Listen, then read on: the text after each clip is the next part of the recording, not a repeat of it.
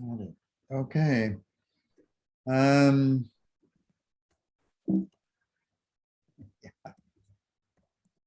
So Ben tells me that there's been quite a bit of action on the GitHub, people downloading the software, running it, finding errors, polishing it up, correcting it, and so on, all of which is fantastic. Just what I hoped for. Big thanks to Ben for translating the code into Python. And if there are people out there using R, a lot of this code is really easily translated. It's usually pretty well documented, and so it should be pretty easy to do it in R, and it would be wonderful to have equivalent functions in R. Would really be a service to the field to have these functions available in MATLAB, Python, and R. That should pretty much take care of everybody. Here I'm going to pick up where I left off, amplifying on things covered particularly toward the end of the last lecture, and taking up two things that came up in the questions, which is whether you can use other priors, and the answer is of course, but you should ponder why you want to do that. I'll say a little more about that. And also the question came up about change of variables. That is, can you run the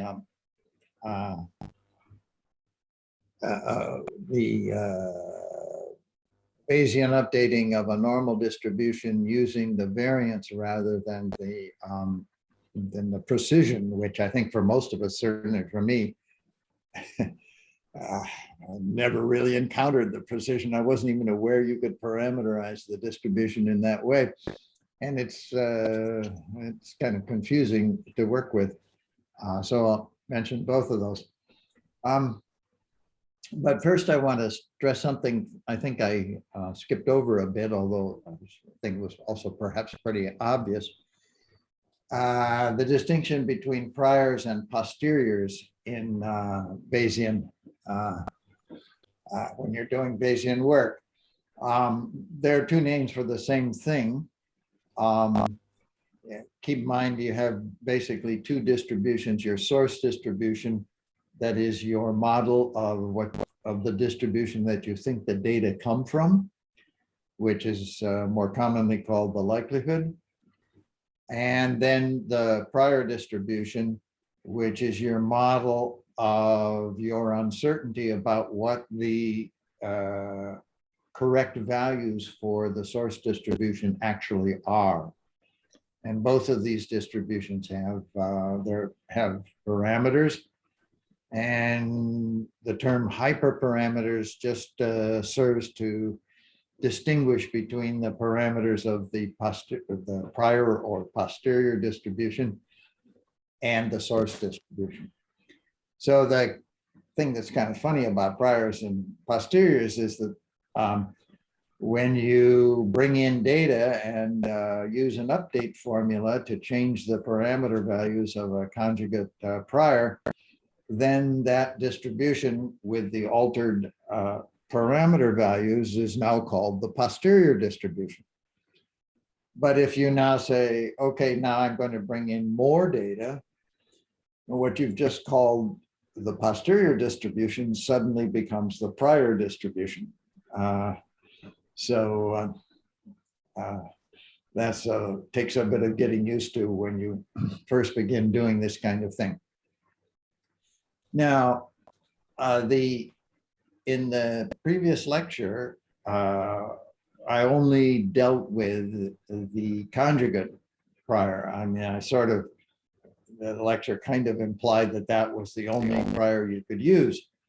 But as one of the questions brought out, that's not at all true. Basically, you can use as your mathematical form for the prior distribution whatever form you may think makes sense. And in modeling, in using the Bayesian framework to model what's going on in the brain, people often use non-conjugate priors. And in fact, in many models, which are multivariate models, there is no conjugate prior. However, for all the work that I'll be dealing with, we're just using simple, ordinary distributions, and they're not multivariate. And they have conjugate priors. And for work like that, for the work of the kind I'll be discussing, it seems to me, in general, the use of the conjugate prior is a no-brainer because it has very big advantages. When it's updated, the huge advantage is that if you assume a beta form for the prior on the Bernoulli, and then you update it, the posterior is still a beta distribution. If you assume any distribution, you might be tempted to assume a normal distribution. You might say, look, I know the probability that I'm trying to estimate is concentrated somewhere around 0.3 or whatever. And so you say, I'm going to put a normal distribution with a mean at 0.3 on this. You can do that, but when you update it, when you bring in data, now you're going to have to calculate the likelihood function, multiply it times your prior, integrate it to get your posterior, and so on. And you're going to have to do that numerically. And the distribution that will result will no longer be a normal distribution. In fact, it won't have any name, and you'll just have to proceed numerically. Now, you absolutely can proceed numerically, but it's a pain, and you've got to be careful. It's easy to make mistakes. You have to make all kinds of choices that involve judgment and experience. So you really have to ask yourself, why would I do this? Particularly because by simply tweaking the parameters of the beta distribution, that is by using an informative beta distribution rather than the minimally informative ones that I was working with, and I'll come to this in a moment, you can tweak the beta so that it has exactly what you want. That is, it'll look like a normal, and it'll have its mean at that. And you can even vary by a judicious use of the initial parameters how strong that is. That is, you can use the hyperparameters of the beta to, in effect, communicate to the data just how convinced you are about what the data ought to show. In general, of course, you don't want to be very convinced. You want to say, look, I think this is where we're going to come out here when we bring in the data, but I don't want to impose my opinion strongly on the data. And I'll say more about that. That's the whole thing about priors. As most of you no doubt know, there's a long history of arguments between frequentists and Bayesians. Frequentists don't use priors. Bayesians do. Even within Bayesians, there's arguments about completely uninformative priors versus informative priors. And the arguments center around the fact that what you're doing is, in effect, imposing your opinions or what you think you know on the process of estimating the data. And that sounds like it's kind of a dubious thing to do. And we'll talk about that a little more in a moment. The mathematical convenience of using a conjugate prior is enormous. It just radically simplifies what you're doing. Basically, you can forget about Bayes' rule. You don't have to compute the likelihood function. And you don't have to multiply it times the prior. You don't have to integrate it. And moreover, when you see the update formula, remember, when you're using a conjugate prior, only the values for the hyperparameters change when you bring in the data. And when you look at, so there are formulae that tell you, okay, here are given certain simple and obvious summary statistics from the data, here's what the new values of the hyperparameters are going to be. When you look at those formulas, I mean, the formula in the case of the Bernoulli involves third grade arithmetic or maybe second grade arithmetic. I mean, it's something that could be done by a smart kindergartner. So it's not tough. Okay, not all distributions have conjugate priors. Only distributions in what's called the exponential family. Now, you might think the exponential family is just the family of exponential of.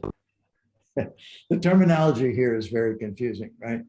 The exponential family of distributions is much broader than the exponential distribution. In certain discussions, when people say the exponential family, they may mean simply the exponential distribution, because you may remember, I'm not sure I said this in the earlier lecture, but typically people speak of a distribution that has a given form as being the foundation of a family. And the members of that family are all the distributions that have that same form, but different values for their parameters, right? So in this way of talking, the exponential is a family, and when it has a rate parameter of 1, that's one member of the family, and when it has a rate parameter of 2, that's a different member of the family, and so on. But in the usage that we're looking at in this slide, all the distributions that have conjugate priors, the exponential family refers to, you have to look at the expressions for the probability density functions in all of these. And what they have in common is that they have at the foundation of the expression is a simple exponential.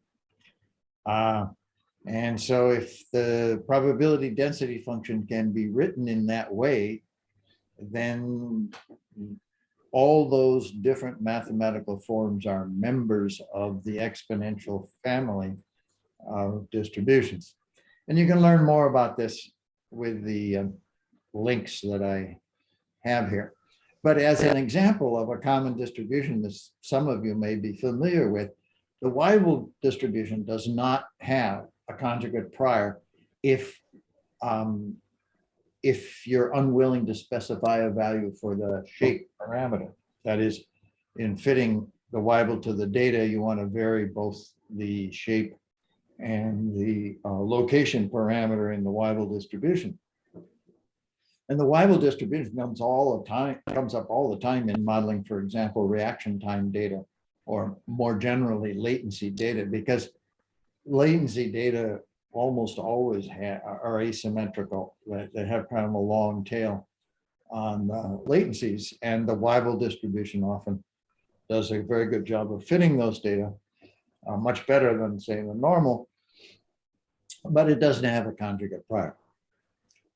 However, most of the distributions you're likely to work with do have conjugate priors, and in particular, in all of these lectures, we're only going to work with the Bernoulli, the exponential, and the normal, and they all have conjugate priors.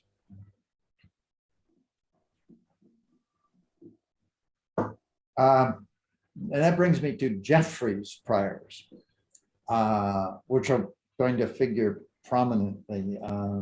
In fact, I'm not sure I said in the previous lecture, but not only do I in general suggest you work with conjugate priors, I suggest you work with Jeffrey's priors. So that very suggestion implies that Jeffrey's priors are conjugate priors, and that's true. The Jeffrey prior for any given distribution is just the conjugate prior, but with a special choice for the initial values of the hyperparameters. Now here, when I talk about the initial values, we're back to this funny double usage about the prior versus the posterior, right? So when you do these Bayesian parameter estimates, you not only choose a prior distribution, you must choose values for its parameter vector that you're going to use before you've seen any data. And that's where the issue, when you choose those values, you are to a certain extent imposing your beliefs, your opinions, your prior knowledge, whatever you want to call it, on the estimate for the parameter value. You're nudging that, you're biasing it, right? And that's been that's the principal source of debate, argument, confusion about the use of. And when you start doing it, it makes you a little uncomfortable until you get used to it. And then you think, no, this is God's gift to statistics. We're not going to do without this. You learn, you think that discomfort actually is misguided. And I'll try to indicate why that discomfort is misguided. That's really in many ways the main take-home message from this lecture.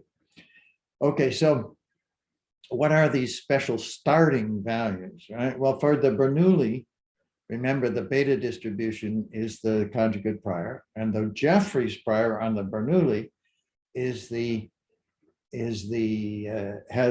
beta distribution has two parameters, and the initial values in the Jeffreys prior for those two parameters are 0.5 and 0.5.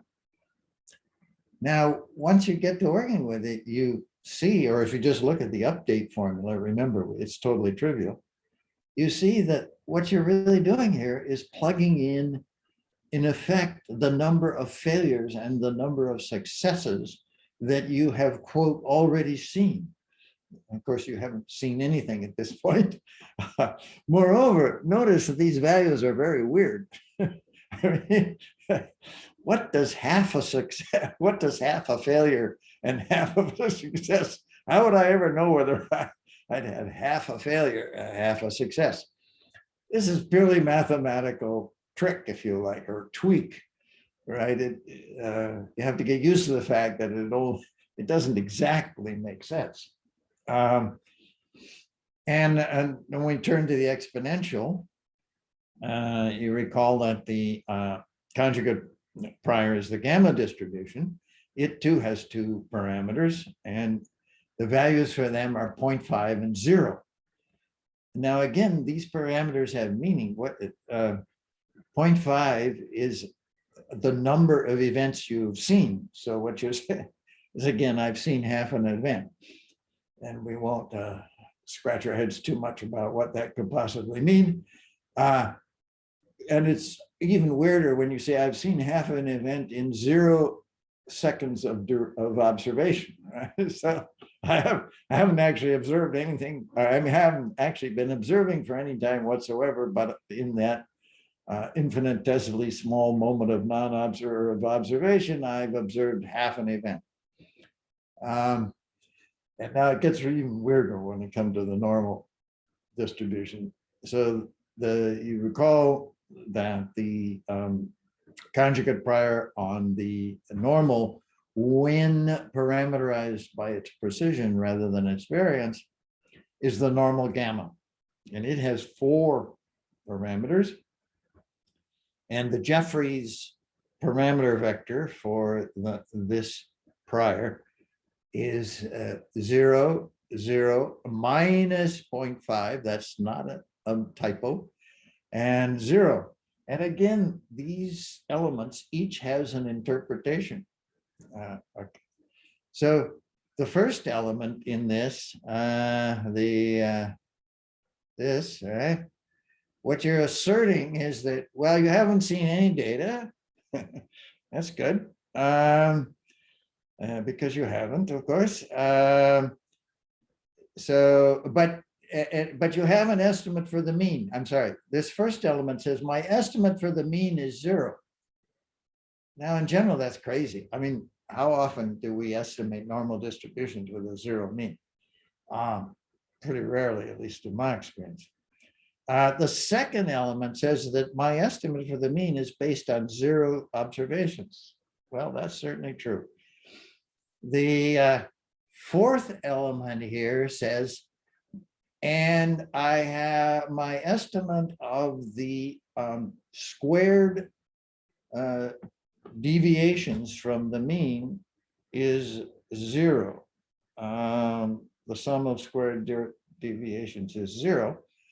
And that estimate is based on minus 0.5 data. So this is really crazy. But so what's the basis for this craziness? What's the advantage from a Jeffreys prior? Okay, so the first advantage is that they're minimally informative. Now what that means, let me get this. Oh, nuts. Damn. I was trying to move this. I don't know if the rest of you are seeing this anyway. I don't seem to be able to move it without advancing the slide. What that means is that if you use these values, you're having very little impact. They are biasing the results, and we'll see that, yes, they are, and for damn good reasons, which is where I'm headed with this. But they're only biasing it in very modest ways and very useful ways. So that's the first advantage. And the second advantage is one of these things that mathematicians care a lot about, and that can be significant under certain circumstances, but usually the practical impact of it is pretty minor. If you use these initial values, then the parameter estimates that you get are invariant under change of parameter. Now, what the hell does that mean? Well, you remember, and it came up in the discussion, the last lecture, that all of these distributions can be parameterized in different ways. And conceptually, you would think, well, look, but very importantly, all of these parameterizations are interconvertible. That is, if you say, well, I parameterize the Bernoulli with a p-value, which is what most of us do, and you're talking to a bookie or a bettor and they say, p-values, p-values, I don't like p-values. We use the odds, right? They're much more intelligible. I kind of agree, actually, with the bookies that the odds are more intuitive than the p-values. But the point is, the odds are just p over 1 minus p, right? So you can, if you like odds, you can convert p-values to odds. If you like p-values and you're given odds, you can convert the other way. So you would think, surely that doesn't matter. But oddly enough, it does. That is,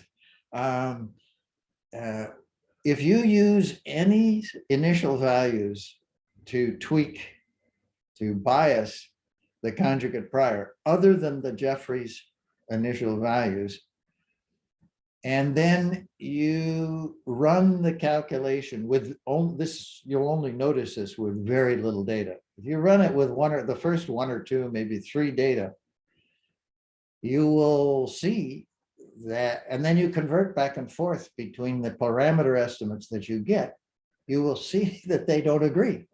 That is, you run it using the rate, take the exponential. So it can be parameterized either by the rate or by the mean, which is 1 over the rate.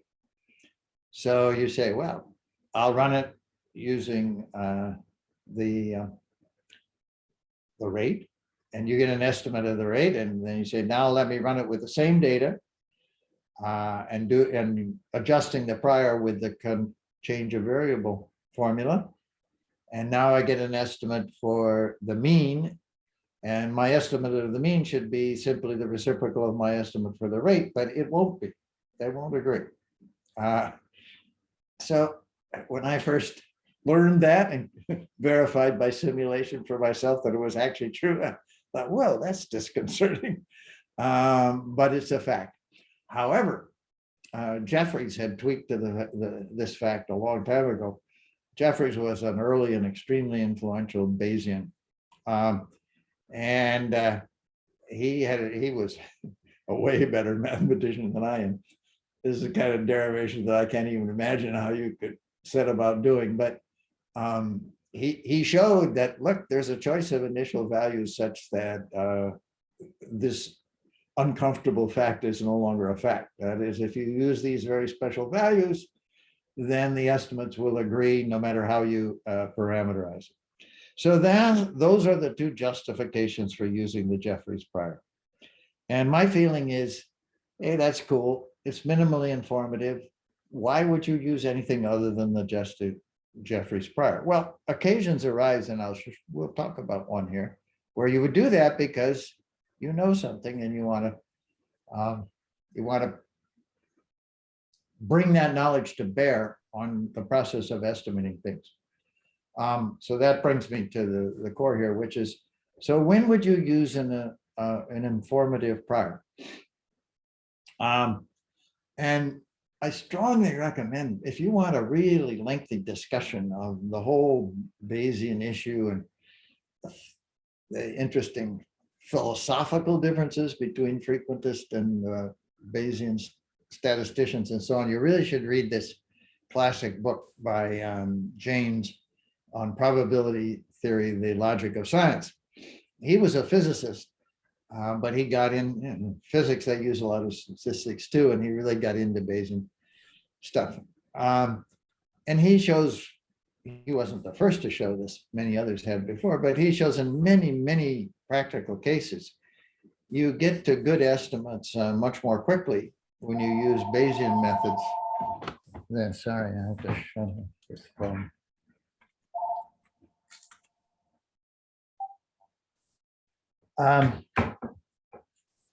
When you use Bayesian methods than when you use frequentist methods. And it's not actually hard to show it's very easy. In fact, I'm going to do it here, why biasing the data makes excellent sense. So suppose we want to estimate a subject's probability of choosing something or an animal, or doing something, right? Now, we begin by being essentially certain that the probability is not 0 or 1, right? I mean, if it were 0 or 1, there would be some obvious explanation why it more or less had to be 0 or 1, right? And there wouldn't be any reason to be estimating it. So if we find ourselves estimating it, then we already know that it's not 0 or 1. Okay, so now suppose we take the frequentist approach and we start flipping a fair coin.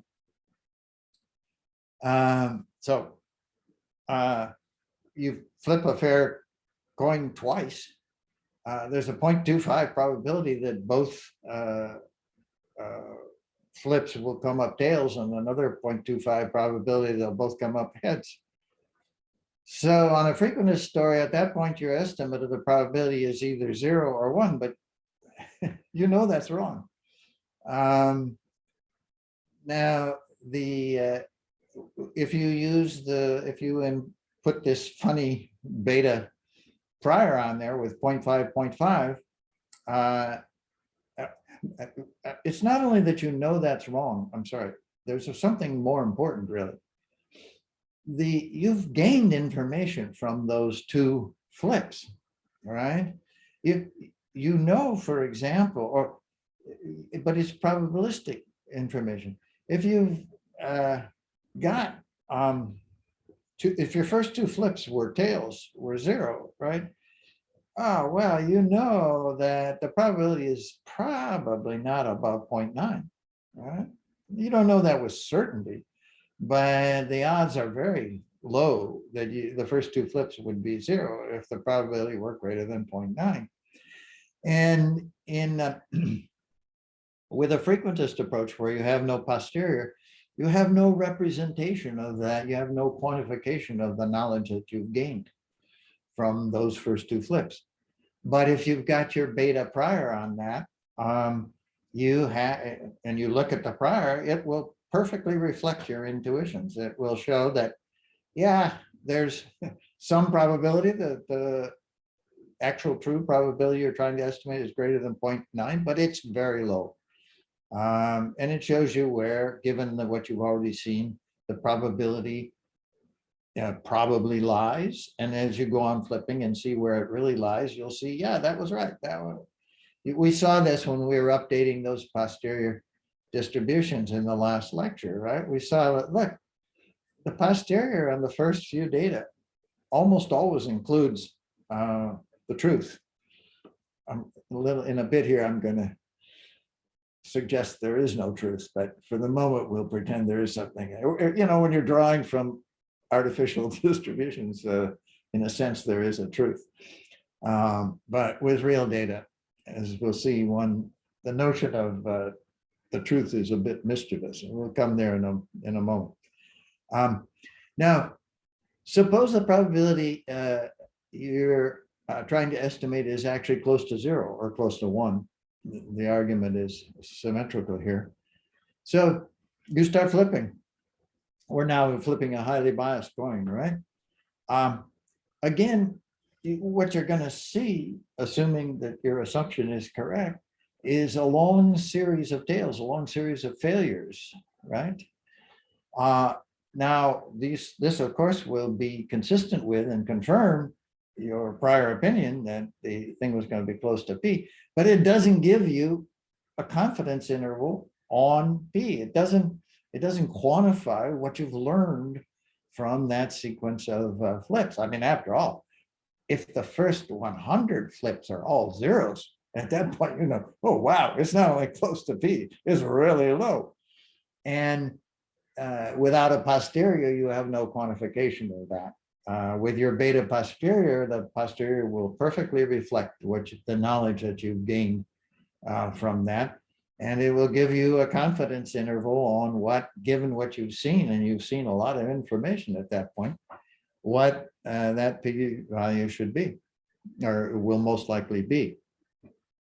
So that's what you get from biasing the data. And it's very valuable. To my mind, it's very valuable methodologically, just in analyzing our own data. But running through this whole lecture, you'll see I've got an agenda here, and that I not only think these are better methods for us to use in analyzing our own data, I think this is what the brain is doing. And that captures something else that I think is tremendously important, which is in our experiments with these animal subjects, we generally run them for hundreds of trials. Right? But out there in the real world, if these creatures took 100, you know, if a mouse took 100 experiences with a swooping owl to conclude that owls were dangerous, that mouse would have no descendants. Right? So if that mouse is lucky enough to escape the first owl, boy, if it doesn't conclude you want to watch out from owls, it isn't going to have descendants. So there's enormous, it's a statistical fact, which is not remotely in dispute, that the rate at which you're gaining information about a distribution is much, much higher for the first few data than it is later on. So the really information-rich events are the first few events. And these methods are capturing the information that you're getting from the first few events. And that's what I think makes these much more plausible, and I'm by no means the only one who thinks this, much more plausible models of what's going on in the brains of the animals, provided you're one of these crazy people who think that brains actually do statistical calculations. But I'm one of those crazies. So a final example here is consider the exponential distribution, right? And you're wondering the rate at which shocks happen, right? You're in some neuroscience, you know, you're a mouse, you put in a box, and after a while you get a shock. But supposing you're now put in another box. Okay, you've already learned that, hey, when they put you in these boxes, shocks happen. So maybe the probability, the expected weight for a shock in box 2 is not the same as what it is in box 1. Okay, you're in box 2 for 5 hours. You got your shock in box 1 after 1 minute, right? Okay, you've been in box 2 for 5 hours. No shocks. Have you learned anything? Well, obviously, yes. I mean,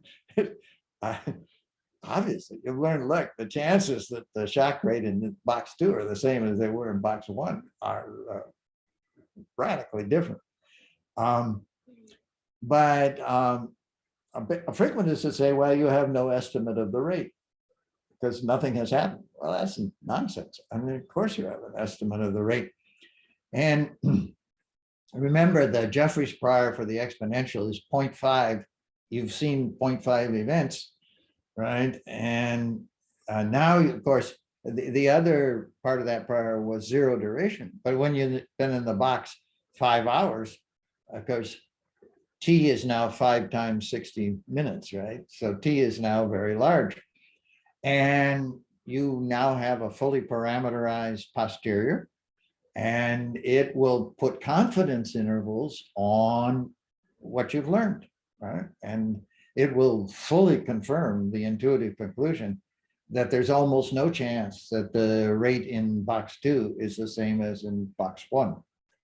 So that's what you get from biasing, you know, and as I hope these examples illustrate, it's extremely valuable. It confirms what in some sense is obviously true, right? And that isn't captured by the frequentist approach to statistics. So when I realized that I became a Bayesian.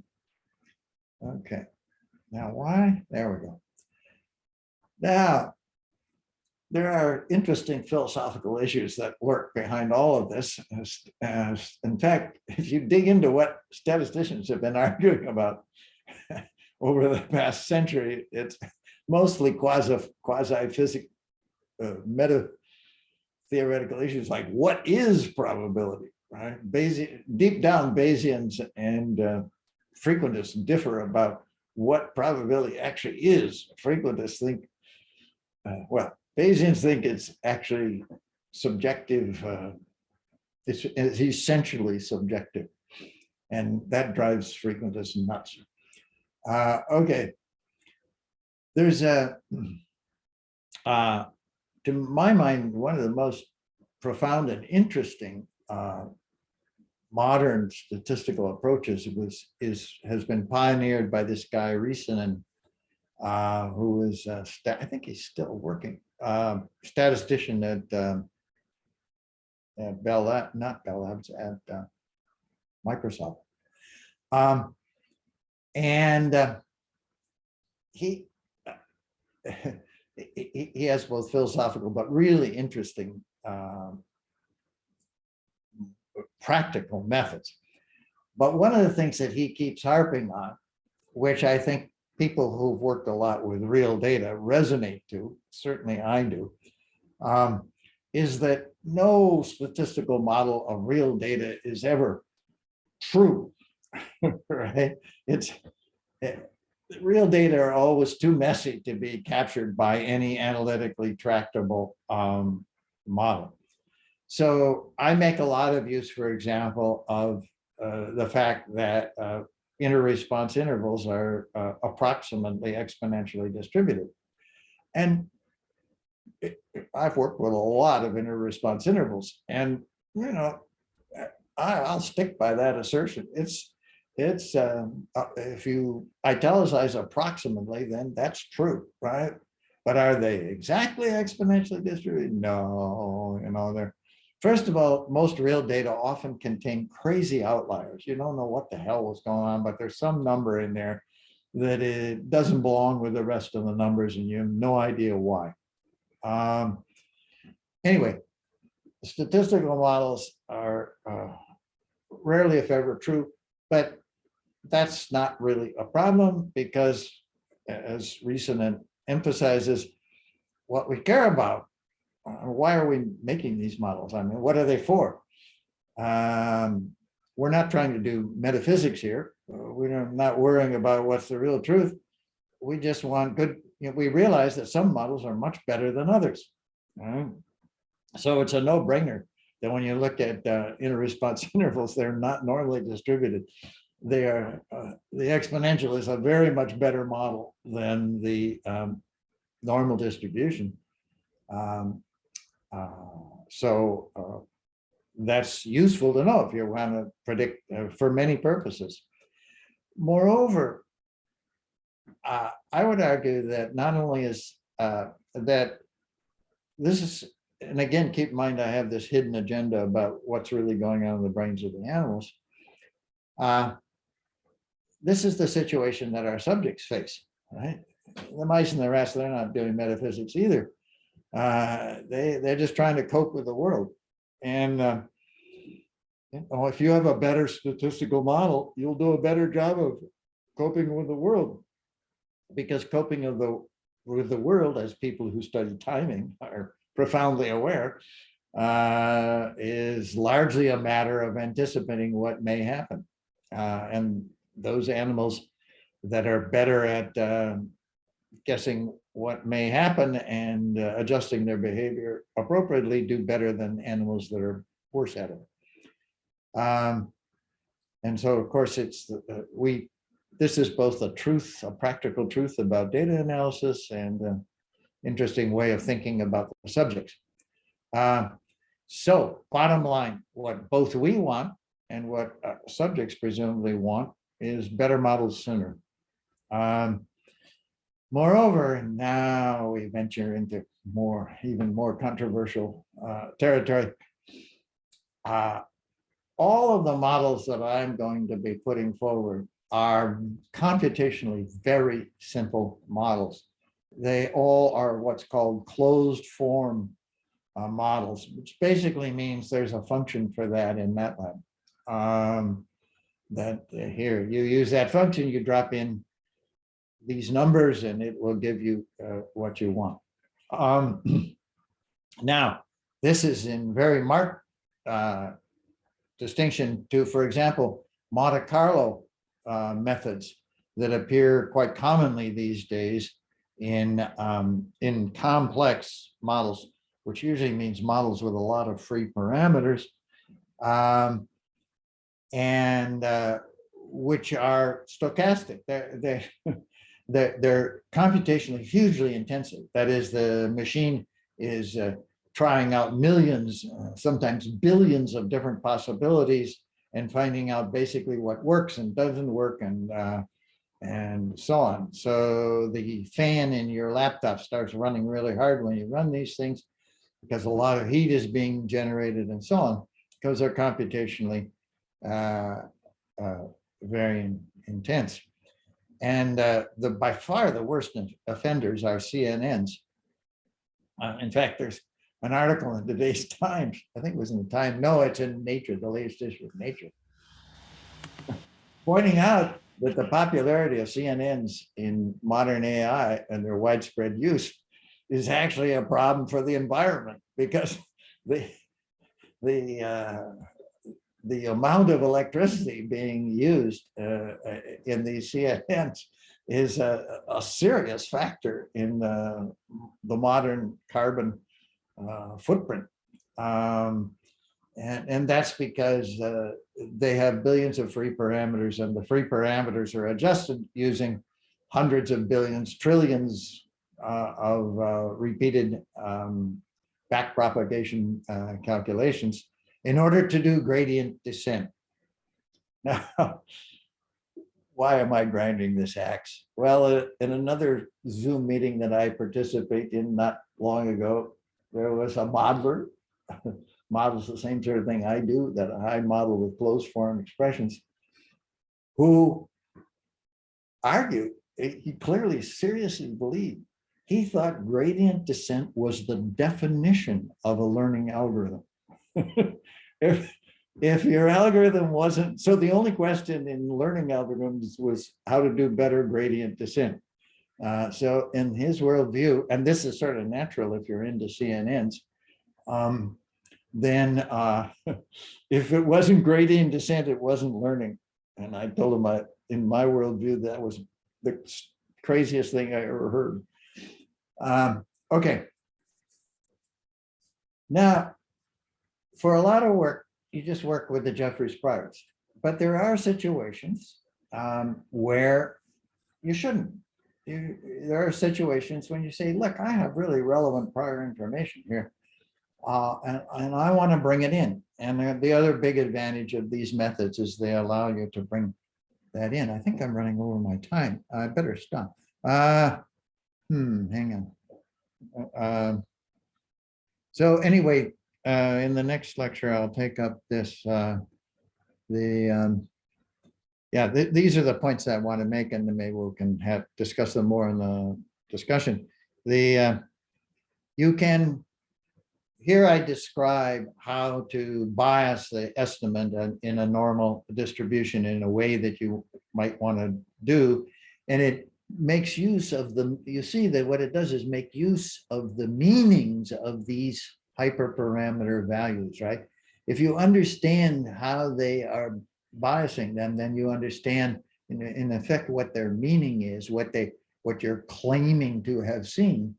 Then you can use that to bias the estimates. And when you do that, of course, particularly when you do that, then the issue of, well, how much did my biasing here affect things? And there are two things that you should do. First of all, if it looks like after you look at what the estimates are doing, you see that they're drifting well away or away from where you guessed, then you should abandon that prior. Maybe just go to a completely uninformative prior. Recalculate the data with all the hyperparameters set to 0. And also it's good practice to do a sensitivity to prior test. Put in different plausible biases and see whether the range of plausible biases has any effect on the conclusions that you are tempted to draw from the data. And then when you publish and you've used an informative prior, don't be bashful. Explain, it's very important, explain your reasoning, why you think it was appropriate, and defend it. Okay, discussions.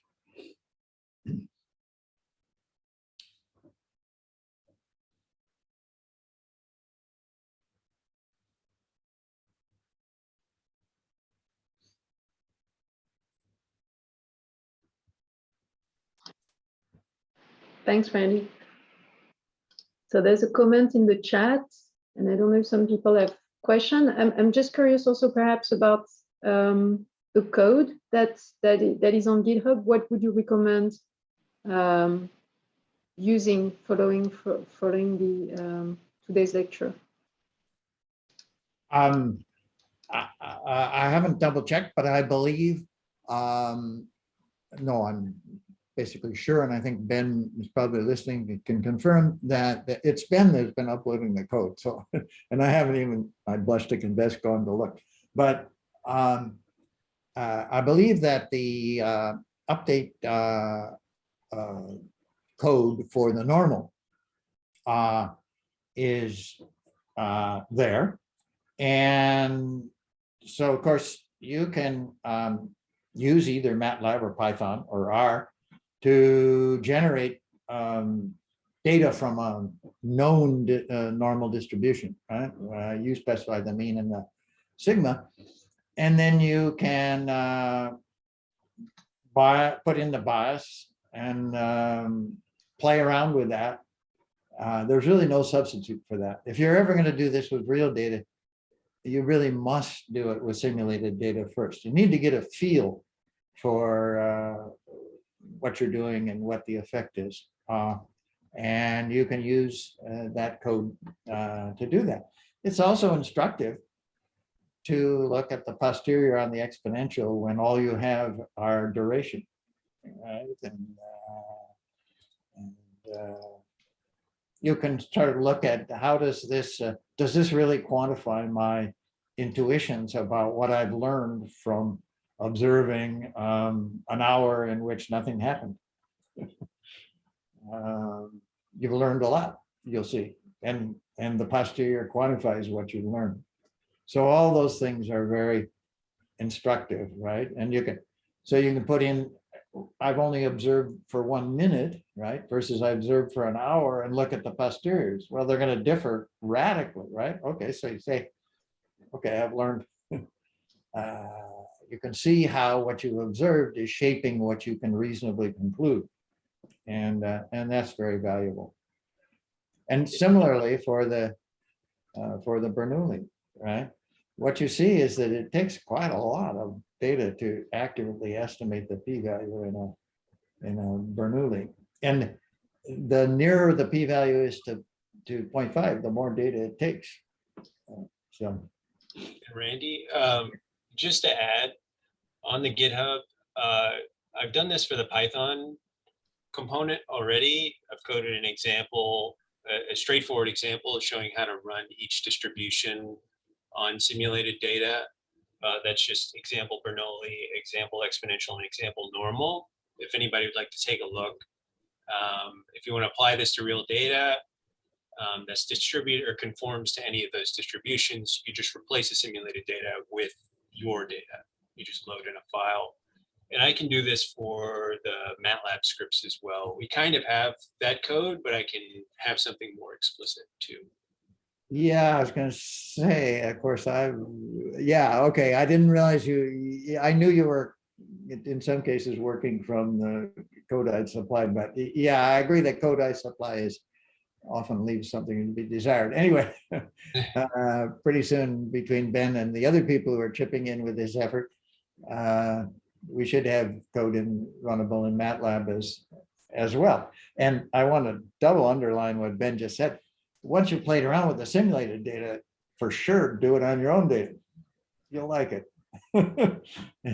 It's very informative.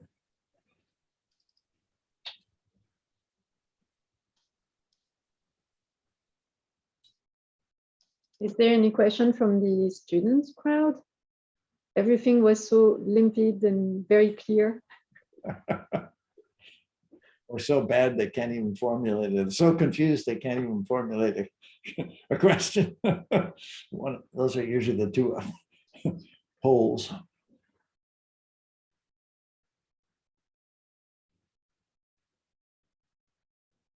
I think it's okay. If there's no question right now, it's okay. And people, here we go. So, yeah, for sure. Can you turn on your mic, the person who, and just ask the question? Hi. Yes. Great. Can you hear me? Yes. Yeah. Hi, Professor Gallistel. I'm Niranjan, and I've been listening to your lectures, and I think we met also once before. So I was interested in seeing or analyzing, or can we apply this analysis to one trial learning that is observed in like condition aversion tests, where you have, like the famous example of Garcia's experiments in the 60s. Yes, you can. And in fact, in subsequent lectures, that's exactly where I'm headed. What you can do with these methods, and this to me is perhaps the biggest payoff, is that you can calculate the strength. So in this one trial learning, from a frequentist perspective, sort of, and for some people's intuitions, that's kind of weird because you think, well, the animal really has no evidence. how could, I mean, for example, you can't do gradient descent with one trial, right? So if you think gradient descent is the definition of learning, then if the animal learns in one trial, it couldn't have been learning, right? Well, you know, that's crazy.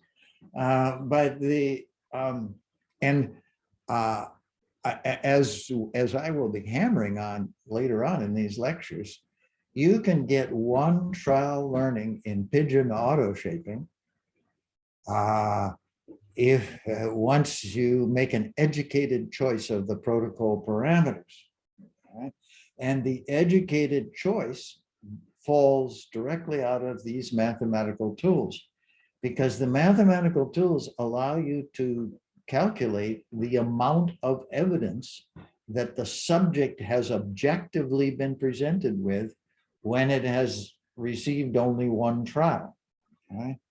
And you can use the same tools to calculate the amount of evidence that we as observers of the subject's behavior have that the subject has in fact perceived the strength of the evidence with which. So you can use the same tools to analyze to quantify the stimulus. This allows us to think about learning in psychophysical terms, because we can quantify on a datum by datum basis the strength of the stimulus that the protocol, the experience, has so far provided to the animal, while at the same time quantifying the strength of the evidence that the animal has given us in its behavior, that it, or in its electrophysiology. I'll get eventually to an experiment from the Balsam lab in which we have photometric evidence from the dopamine projection system, right? Along with the behavioral evidence on the difference in response rates in the presence and the absence of an inhibitory CS, right? And you can say, well, when did the dopamine system learn that the CS was inhibitory, and when did the behavior of the animal learn this, right? And we can quantify the strength of the dopamine signal that we've seen, right? How sure are we that the dopamine has detected the contingency, right? Using these tools. And to kind of give away the story, there's a phrase for this when they're going to tell you how the novel ends, but I've forgotten it at the moment. Anyway, the dopamine system generally knows that there's a contingency before the animal is telling it from its behavior. But not in all cases. Some of the animals, the behavior is actually telling us even before the dopamine does. So it dissociates what we see at the dopamine level, which is of course instructive about what the actual function of the dopamine system is. Certainly the behavior that we're looking at is not directly dependent on that signal. And so more generally, any engineer will tell you, so what we're trying to do from an engineering perspective is system identification, right? We're trying to figure out what the system in the brain is, right? By looking at the output of the system. And any engineer will tell you that looking at the transients is much more informative about what the system is than looking at the steady state output, right? And these tools allow us to quantitate the transients. So that's where I think their greatest value lies. Thank you. I look forward to the next lectures. Yeah. We have to go through information theory to get there, because it's the information theory that enables us to construct, to do statistics in a different way. I mean, here we're doing parameter estimation, right? But, and Bayesian approaches can be used to do model selection. But I think the information, Risanen has pioneered the application of information theory to statistical inference, model selection. And I think they are more powerful tools. So, and they're very simple, as we'll see.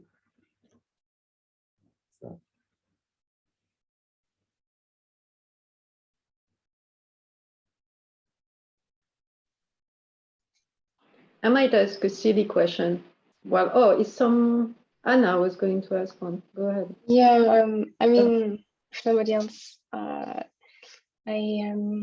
so first of all, hi, and thank you for your lecture. It was indeed very clear. I enjoyed this approach a lot. I do have a question that kind of popped to mind when, so you mentioned that there's no true statistical model of real data, and yet we still want to approach kind of the best model that we can, while still like having an interpretable model. So when we are faced with our real data that we collected, what I understood is kind of that the first step will be to decide which distribution broadly characterizes the data. So we don't want to assume right away that it's a normal distribution, it might be some other distribution.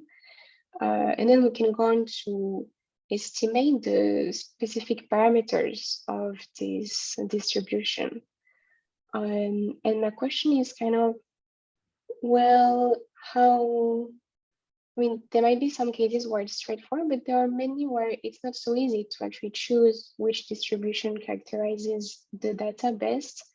And I'm kind of faced with this problem when, in the case of my own data, with reaction time distribution, it's kind of a debate in the literature, which distribution best characterizes reaction times, or is the log normal or the gamma and so on. So I've been kind of going back and forth on this, wondering which would be best and so on. Right.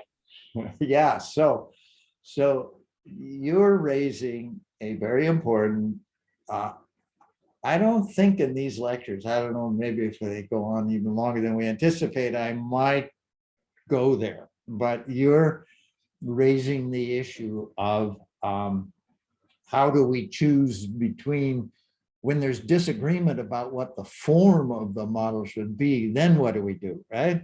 And that's the model selection in spades, right? If you agree about the form, then the only issue is what are the parameters, right?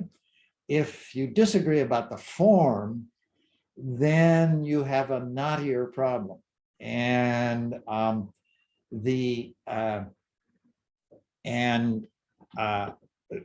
and that's really where reasoning comes in.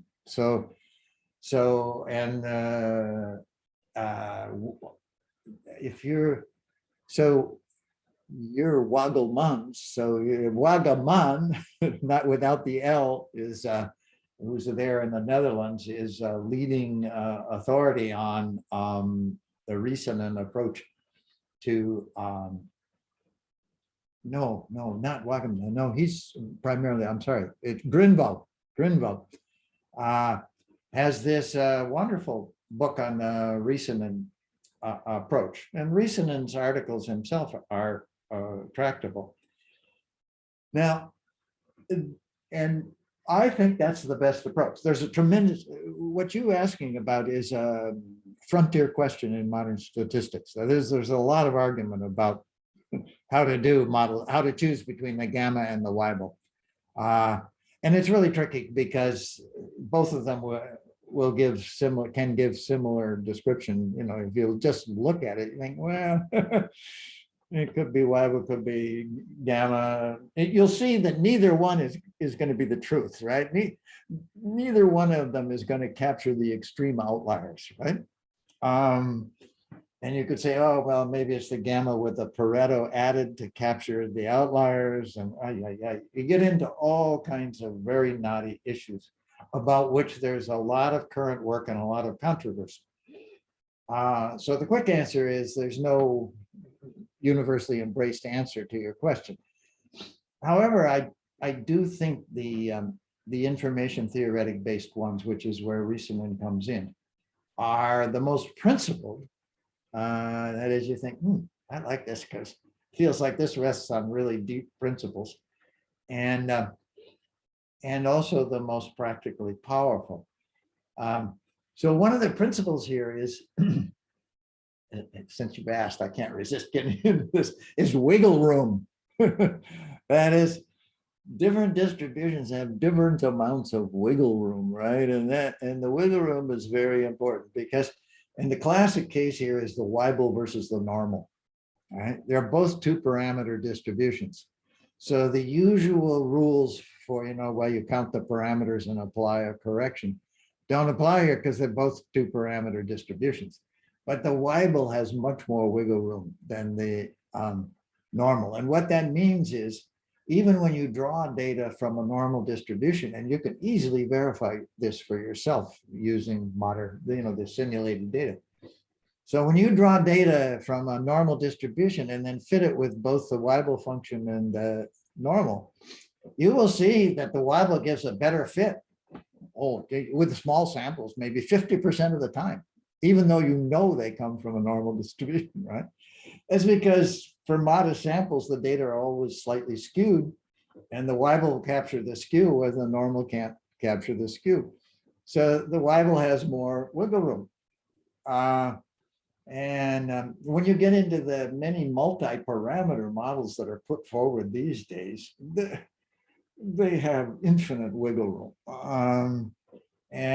So it's very, choosing between one 10-parameter model and a 7-parameter model is pretty tough because they both got so much wiggle room that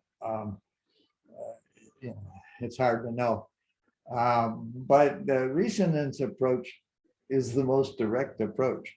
He actually measures the wiggle room by looking at how these models will fit random data. And what you find is that some of these models do a really good job with random data. Which basically means they're hopeless as models. That gets back to what was on this slide a moment ago about, well, this is a whole issue of free parameters and so on. I'm sorry, here, hang on. So there's a famous quote from a physicist, with 4 parameters, I can fit an elephant, and with 5, I can make it wiggle its trunk. And there's actually a published article showing that this is true. With 4 complex valued parameters, you can actually have a model that will draw the outline of an elephant. Right? Okay, so that means if you find yourself putting forward a model that has 7 free parameters, you should really be asking yourself, what am I doing here? How much wiggle room does this model have, right? Is there any data that could actually constrain this model? And that's the kind of issue that you're dealing with. Now, returning to the reaction time, both the gamma and the Weibull only have 2 parameters, right? And they look very similar. It's a very tough choice. I've not worked a lot with reaction time data. I've worked some. I would kind of wonder whether it's worth arguing about, but I don't know. I guess I had to ask myself first, do any interestingly different conclusions follow, right? If I fit the same data with the Weibull and I fit them with the gamma, do I end up concluding anything interestingly different? That would be the first question. Often, if there are 2 ways of doing something, you should do it both ways and see what, if anything, they give you the same answer.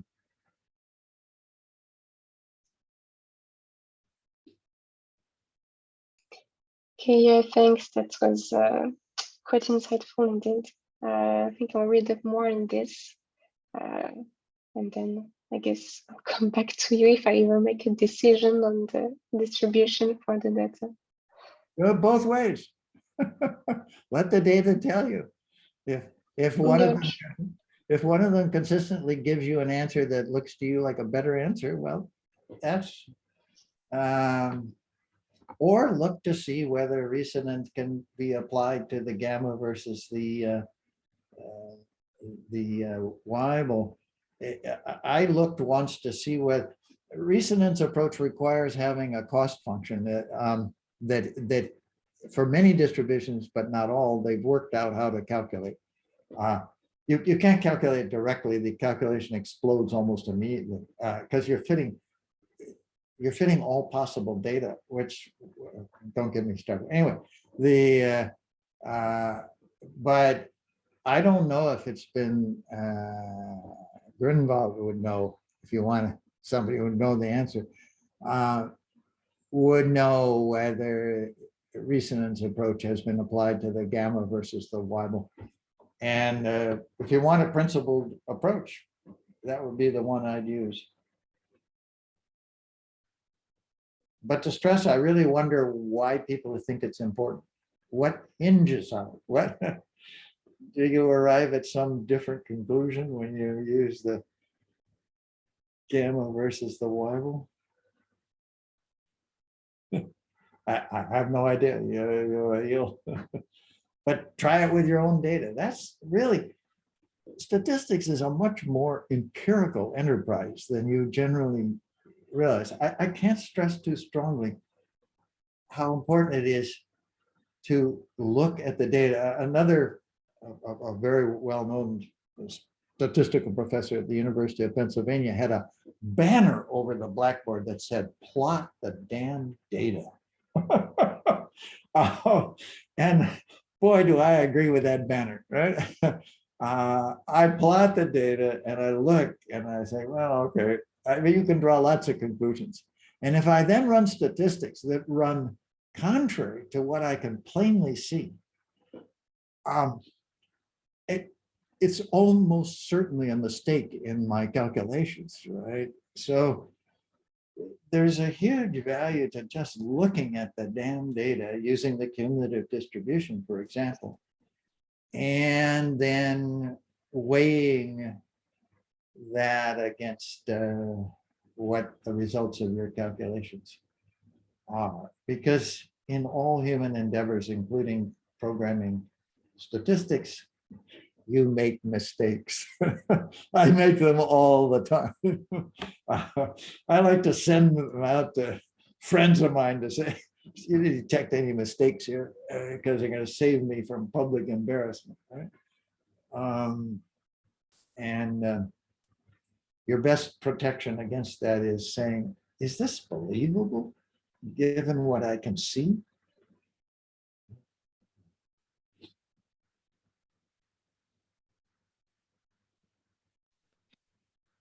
I think we should leave it at these recommendations to keep it within the time that we have imparted. So thank you so much, Randy. And then the next lecture will be. Next, we're going to get into information theory next time. Yeah. Do you remember which day? The 4th. I don't remember what I originally said, but that's where I am. Okay, May 4th. We're going to get into, entropy and relative entropy and the Kullback-Leibler divergence, the foundations of information theory, which I strongly believe any person engaged in the kind of stuff we're engaging in, you need to know this. It's important and it's useful, but it's also belongs to your intellectual toolkit along with the calculus and linear algebra. Okay. Thank you so much, Randy. My pleasure. Bye-bye, everyone.